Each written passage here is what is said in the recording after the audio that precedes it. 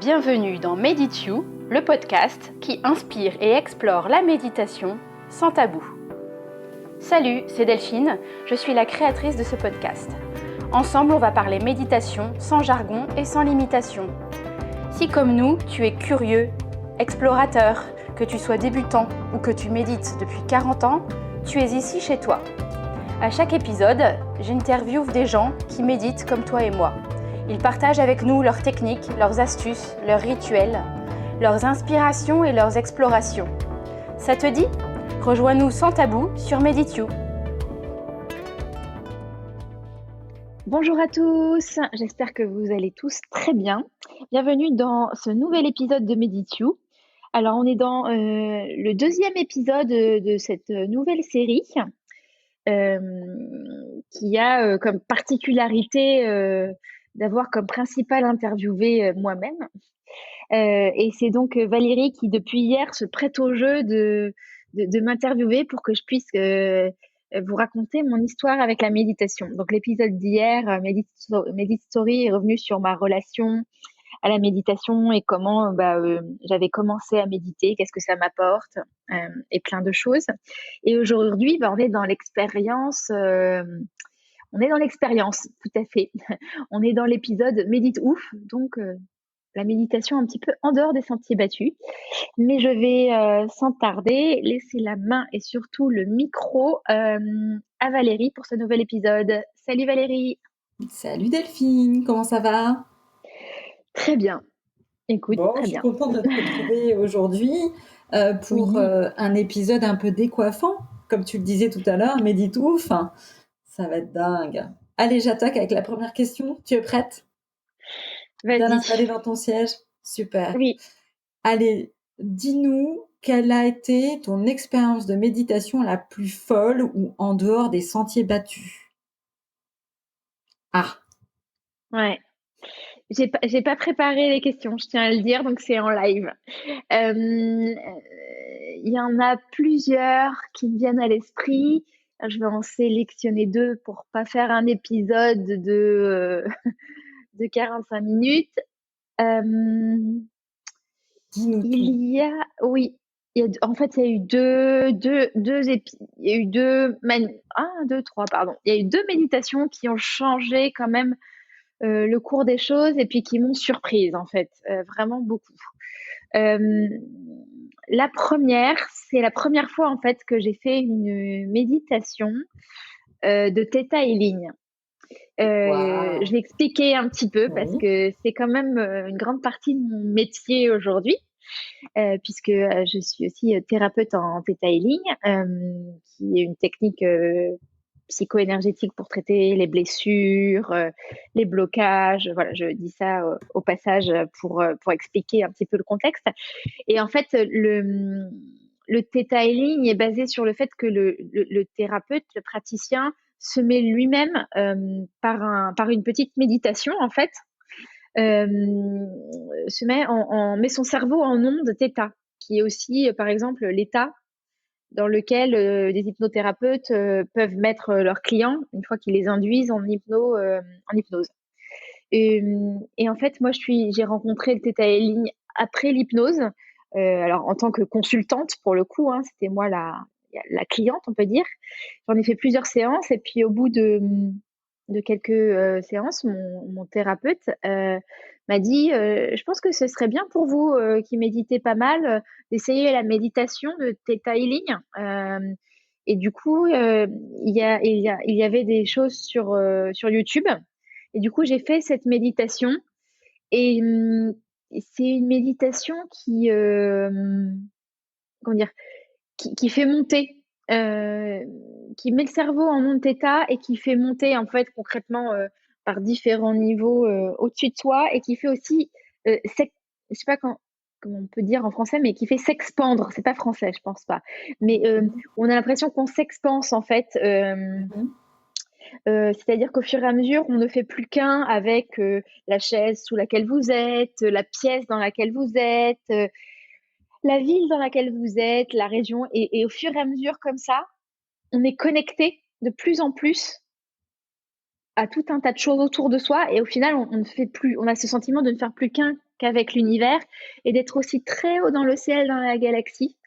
Et du coup, il y a un sentiment voilà, d'expansion, de connexion à l'univers. Alors, en Theta Healing, on dit aussi connexion au créateur ou à la source. Vous pouvez l'appeler de différentes manières selon les croyances de chacun.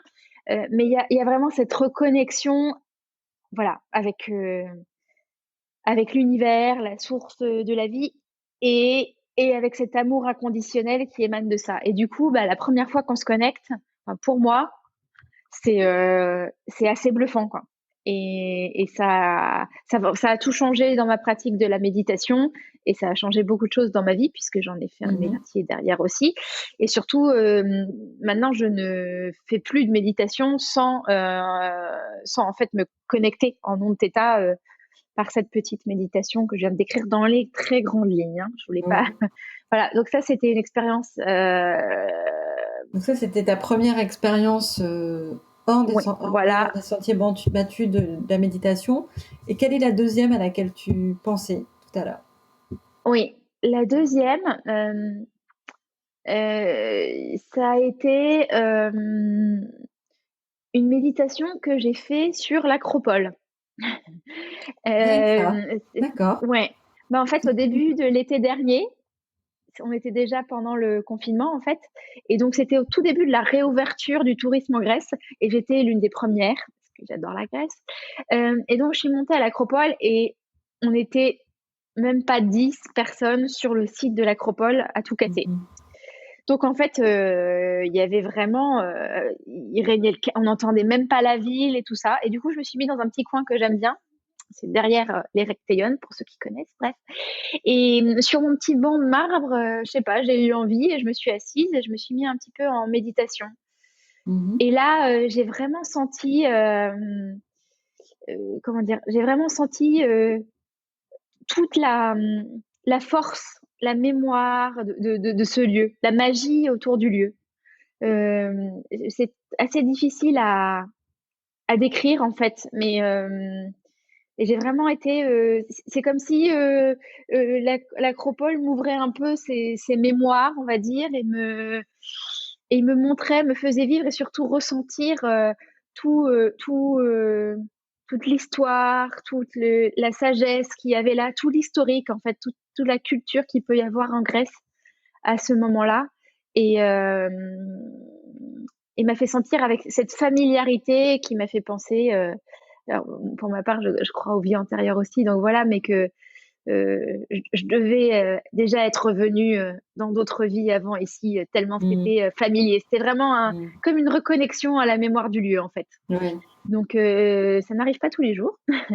Et donc voilà, c'était assez bluffant d'avoir les conditions réunies pour ça et de ressentir ça de manière Mmh. profonde. Mmh. Voilà. Je D'accord, bah, pense que c'est quand c'est même parmi hyper.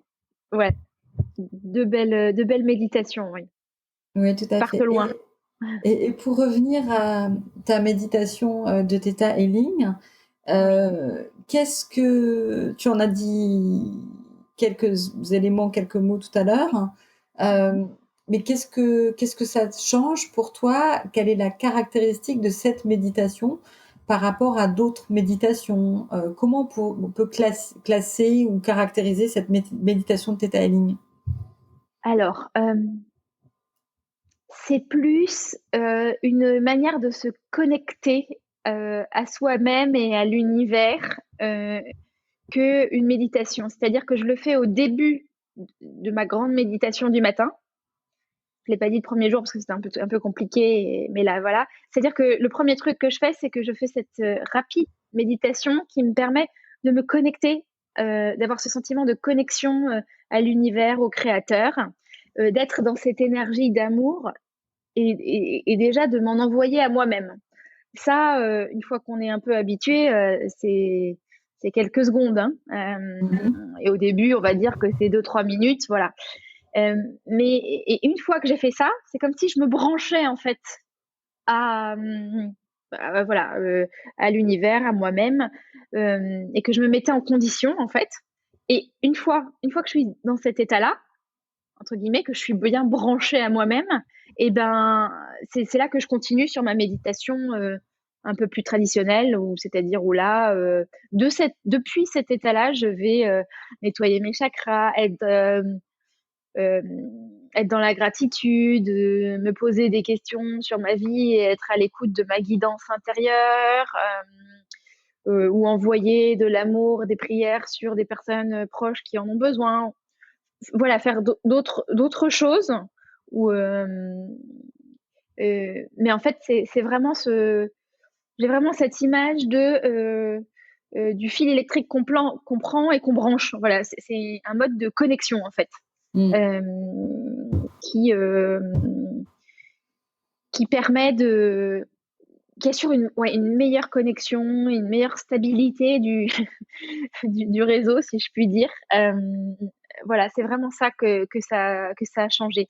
Donc après, le reste de la méditation peut être tout à fait pareil, mais euh, la connexion se fait sur ce mode theta. Je ne sais pas si ça répond à ta question. Mmh. Ah si, si, tout à fait et en fait, quand je t'écoute, je remarque, alors tu sais que moi je suis une toute petite méditante. Moi, je suis une méditante, occasionnelle, une méditante du dimanche et encore, c'est pas forcément le dimanche. Et ce qui me frappe particulièrement quand je t'entends raconter, ton expérience de la méditation, j'ai l'impression que ta méditation, elle est très active, elle est meublée de plein d'activités, finalement, par lesquelles tu passes un peu comme un tu sais, un Ouais, chemin d'entraînement dans les forêts. En fait, tu passes par la phase de ouais, la gratitude et cetera. Alors ah, que j'ai plutôt l'idée que la méditation, par exemple, la méditation de pleine conscience va passer au contraire par, une focalisation, par exemple, sur le corps, les sensations, sur des sons pour, simplement, prendre le contact, avec, l'instant présent et toi, ta méditation, elle doit inclure, j'imagine, ces phases-là, mais elle inclut aussi beaucoup de phases assez actives, finalement, oui, d'un point de vue, oui, oui. émotionnel et intellectuel, je dirais même. Ouais, oui, intellectuel et même, spirituel, si on a pas peur des mots, mais Ouais. oui, oui. Alors c'est vrai que moi j'ai un parcours, ça je l'ai même pas dit hier parce que voilà, j'ai un parcours avec la méditation qui est un parcours plutôt actif. C'est-à-dire que la chose que j'arrive enfin la forme de méditation qui est la moins évidente pour moi, c'est, la pleine conscience, où il se passe rien. Alors en fait, c'est très, Mmh. très bien. Je trouve ça super. J'admire les gens qui le font, mais moi, c'est pas mon type favori de méditation, en fait. C'est pas, la reconnexion au corps, est très importante effectivement en méditation et moi je la fais, pas tous les jours, cette reconnexion au corps au final. L'écoute vraiment approfondie du corps, de la relaxation et tout ça, c'est de temps en temps, ou alors c'est aussi quand j'ai mal quelque part, où je vais écouter là où j'ai mal, on va dire plutôt. Mmh mh. Ouais. Euh, mais mais j'ai pas des méditations. Je suis pas entrée par la pleine conscience. J'ai essayé, hein. C'est juste qu'au début, bah, je me suis un peu ennuyée. Et du coup, j'arrivais pas du tout à rentrer dedans. Et c'est vrai que du coup, j'ai une série d'étapes dans mes méditations.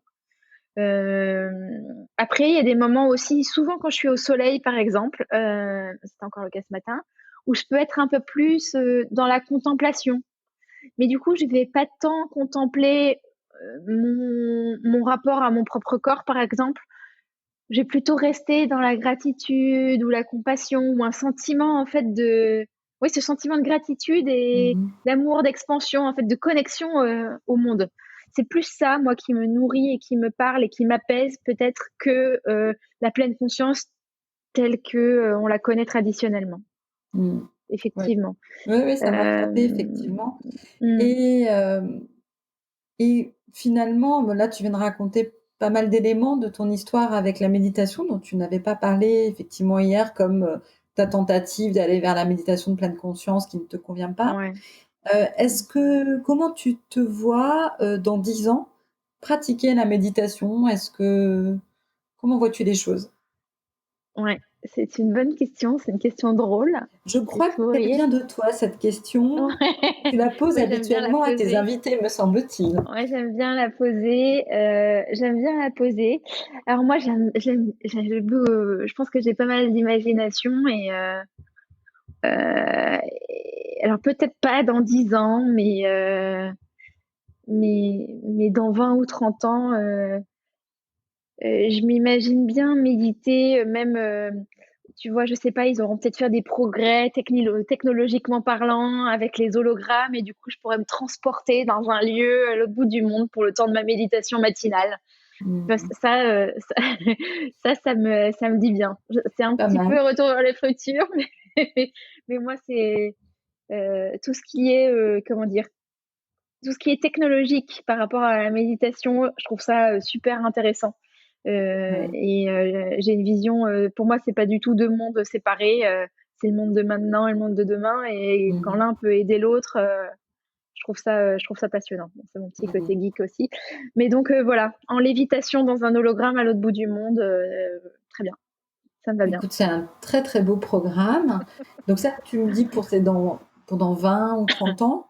Et moi, je te Oui, propose de nous donner rendez-vous, non pas dans 20 ou 30 ans, mais dès demain pour poursuivre, notre exploration de ta ton expérience avec la méditation.